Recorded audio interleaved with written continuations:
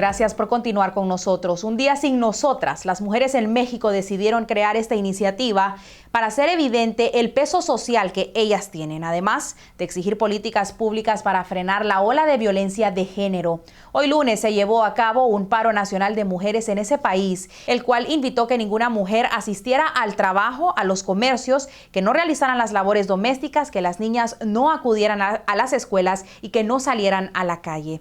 Ayer, en el Día Internacional de la Mujer, las mexicanas aprovecharon la conmemoración para manifestarse y exigir justicia y seguridad. Jacibe Pérez nos tiene las crónicas de esta protesta, la cual no estuvo libre de incidentes.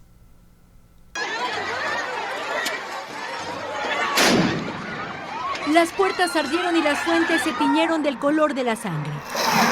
Las encapuchadas trataron de generar un caos, pero eran más las mujeres que marchaban pacíficamente. A su paso por las calles que no tenían más capacidad, las manifestantes pidieron justicia para aquellas que se han convertido en víctimas de la violencia. Pero también, al igual que María Dolores, quien vino desde la Sierra de Veracruz, rogaron porque ni una más sufre el flagelo de ser acosada, agredida o asesinada. Basta de tantas, y ahora sí de tanta injusticia. Basta de tanto homicidio, de violar. Yo decido, tengo autonomía, yo soy mía. Y a su voz se unieron las de miles en todo el país, donde cada día matan por lo menos a 10 mujeres.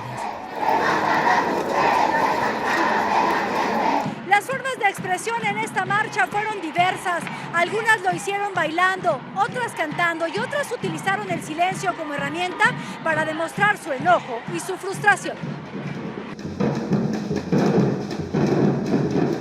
Daniela y sus amigas golpearon lo más fuerte que pudieron los tambores, porque aseguran que les frustra que por miedo no puedan vivir plenamente su juventud. Es todo el tiempo caminar con miedo, fijarte que no venga nadie, que estarte cuidando todo el tiempo, es vivir con miedo. Y entre todas las mujeres destacó el señor Agustino. Él caminó portando la imagen de su hija asesinada hace menos de un año, porque dice que no quiere que nadie más viva el mismo dolor. Somos tan machistas que no nos ponemos a pensar que ellas también tienen su derecho. Tienen derecho a ser respetadas. La movilización terminó frente a las puertas de la casa del presidente. Ahí, entre disturbios y llamados a la paz, las mujeres gritaron a todo pulmón: ni una más agredida o asesinada. En México, Jacibe Pérez, Telemundo.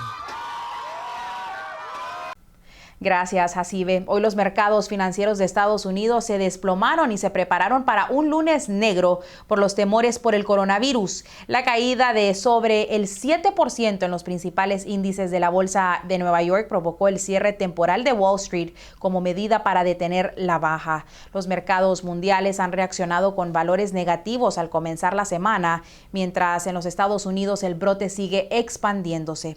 Este domingo se confirmaron casos de coronavirus en 2 nuevos estados, Tennessee y Connecticut, y la cifra de contagios a nivel nacional supera los 500.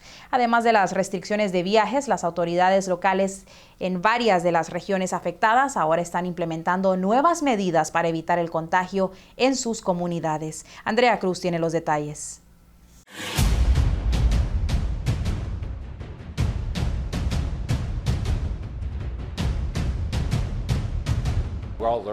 Todos estamos aprendiendo cómo tratar con la situación, dijo el senador Rick Scott, añadiendo que el día martes los líderes de las principales líneas de crucero estarán entregando un plan con nuevos procedimientos para evitar más contagios.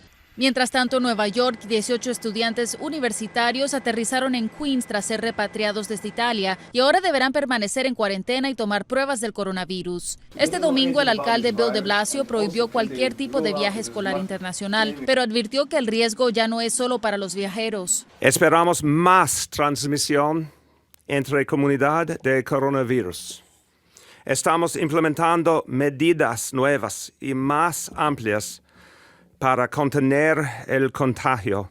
En Italia, las autoridades han tomado las medidas más drásticas hasta la fecha, sometiendo a 16 millones de personas en el norte del país a una cuarentena mandatoria, después que se confirmara que el número total de casos ha subido a más de 6,000. Fuera de las zonas de cuarentena, el Papa Francisco dio su misa dominical por medio de una pantalla para evitar las grandes multitudes que normalmente se congregan en el Vaticano. Y algunos de los museos y monumentos más populares de Europa han cerrado sus puertas. Andrea Cruz, Telemundo. El Ministerio de Salud de Colombia confirmó este lunes 2 nuevos casos de coronavirus en el país en viajeros que llegaron de España, con lo cual suman 3 las personas infectadas por el COVID-19. Le ampliamos este y otros titulares de Centro y Suramérica a continuación.